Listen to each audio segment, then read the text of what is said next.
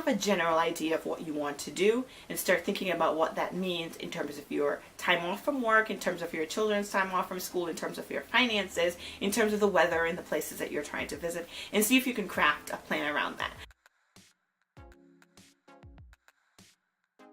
Hi everyone, it's Rox. Welcome to Rox City, and today I wanted to share with you some tips about planning your 2018 vacation schedule. Now, 2017 is getting to an end, and I hope that for folks who traveling is important to, I hope that you haven't had a chance to take quite a few trips this year and that you were able to hit some of your travel bucket list.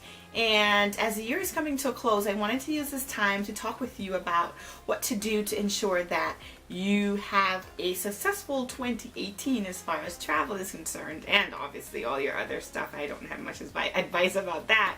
But from a travel perspective, I just wanted to share with you some tips around planning your 2018 vacation schedule. And what I want to help folks to do is have their vacations throughout the year. I would advise folks who have like a corporate vacation schedule to break their year into quarters and think about it that way. If you're really lucky, really blessed, you might be able to afford to travel once a quarter. It doesn't have to be anything big. You could travel regionally, you could travel within the US. You don't have to go on an international vacation each time. I personally like to go on international vacations because when I go on an international vacation, I feel like I really have vacation. But it doesn't have to be that way. I know for a lot of people, the first quarter is a tricky time to vacation, so between the January and the March time frame, for a number of reasons. So for some folks, like if you do your vacation on an earned basis, when you start off the year, you really don't have much time to take, except if you bring time over from the previous year. I think the biggest reason why I really don't travel a lot from the January to March time frame, the holidays are really expensive. So a lot of us come out of the holidays with a little bit of a dent to our credit card, and so we have to use that time period to kind of get ourselves back on our feet. And so the January to March time frame is typically a difficult time for folks to travel. However, I think as I go forward, I will try to figure out some way to travel within that time period, because there are certain places in the world that I want to go where it makes sense to go in that time period. And in particular, I'm talking about Southeast Asia. So like Thailand, they have really good weather within this time period. It's not very rainy, it's not super hot, and it's just a perfect time to go. But you know, I've just never been able to really travel around that time. So maybe for the 2019 time frame, when I'm thinking of going to Asia, I might, you know, think of traveling within that time period, but we'll see how it all goes. So if you don't travel in the first quarter, the next opportunity for you would be the April-June time frame, so the second quarter. So in the second quarter, that's also a pretty good time to travel because the children are still in school, right? So vacations are typically more affordable around the globe, but there is a time frame within there. I think within the April time frame, a lot of kids go off on spring break. So if you want to take a family vacation, spring break might be a decent time to do it, even though I don't know about the prices in places like Mexico where there is more of a demand around the spring time frame. So I don't know if you want to necessarily do that. But I personally plan on taking my first trip in April of 2018 because my son has a birthday in April, so that is a perfect time for me to take my first trip for the year. By that time, you know, tax time has come around, and for those of us who use taxes as forced savings, that might be an opportunity for you to use some of that windfall to take a nice vacation as well. So April will be the first. And April, like I said, is a good time to go to places that are having a shoulder season. So places like Europe. So Europe, in those months where they're still transitioning from the winter months into the summer, the crowds aren't as big, prices are still a little bit more affordable. And so you can go in there and have a pretty nice vacation versus trying to go during the summer time frame where things get really expensive in Europe, whether we're talking about a cruise or whether we're talking about going by land and visiting some of the European cities. So I would say if you can visit on a shoulder season, either the second quarter or the cusp of the third to fourth quarter, that would be a great time to go to Europe.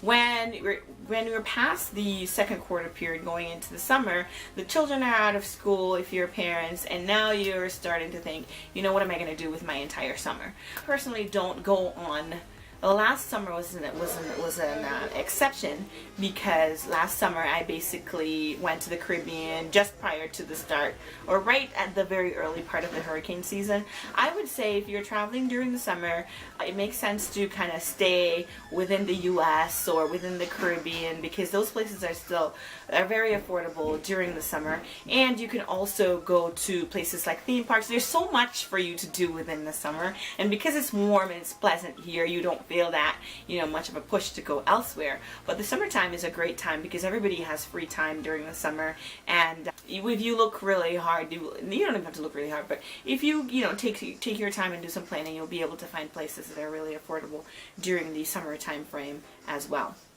Now, as the summer starts to wind down and you're going into the fall, the kids start going back to school, but there are certain places that start to open up and become much more affordable. So, for example, when I went to Miami last fall during the Labor Day time period, it was so affordable. I think I flew round trip on JetBlue for less than $120 from the Northeast down to Florida. So that might be a great time for you to think of going to places like Las Vegas, for going to Florida, and even to the Caribbean as well, because if you're willing to take the risk with the hurricane season. Now, I know that is a pretty serious risk as far as travel is concerned, because you've seen what can happen during hurricane season. I mean, last season 2017 was pretty active, and during that time frame there were so many hurricanes all over the place. It was really like a scary time. If I had travel scheduled for that time, I would have been nerve-wracked. So basically, it's a good time to get good deals, but it's also a time when, if you're traveling during that time frame, please make sure that you have travel insurance, because anything can happen in the Caribbean during hurricane season. Now, when you're talking about the fourth quarter, now you're coming down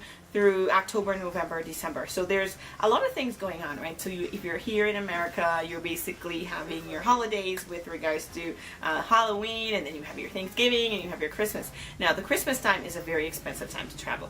A lot of hotels have blackout dates around the Christmas time period and around New Year's. Like that, for me, I like to kind of stay close to home during that time frame, even though I do go on that cruise to the Caribbean. But the cruise to the Caribbean is a charter, and it's something that's pre-planned like a year in advance, so it's not something that I really have to worry about. But in terms of taking vacations elsewhere, I think during this time period you might want to stick to somewhere around the Thanksgiving time period, maybe either before or after, when a lot of people travel around that time, or early December, when for some reason, like, there are pretty good deals in early December. And one of these days I'm going to take advantage of one of those, because I personally am born in early December. Actually, next year for my birthday I will be on the cruise on my actual birthday, but early December actually has pretty good travel deals, so you might want to look into traveling around that time as well. Now, since we're here towards the end of the year, I think this is a great time to start thinking about what it is that you want to do. What are your travel goals for 2018? Because when you have goals and you have plans, it's much more likely that you're able to achieve them than if you're just sort of willy-nilly hoping and praying that something will happen. It also gives you an opportunity to prepare financially for the vacation plans that you have for that upcoming year. So what I would advise folks to do is have a general idea of what you want to do, and start thinking about what that means in terms of your time off from work, in terms of your children's time off from school, in terms of your finances, in terms of the weather and the places that you're trying to visit, and see if you can craft a plan around that. I hope these tips helped somewhat, and I'll be continuing to provide videos on this subject. And if you like this video, share it, like it, comment, and subscribe to my channel for more content like this. Thank you, and have a great day.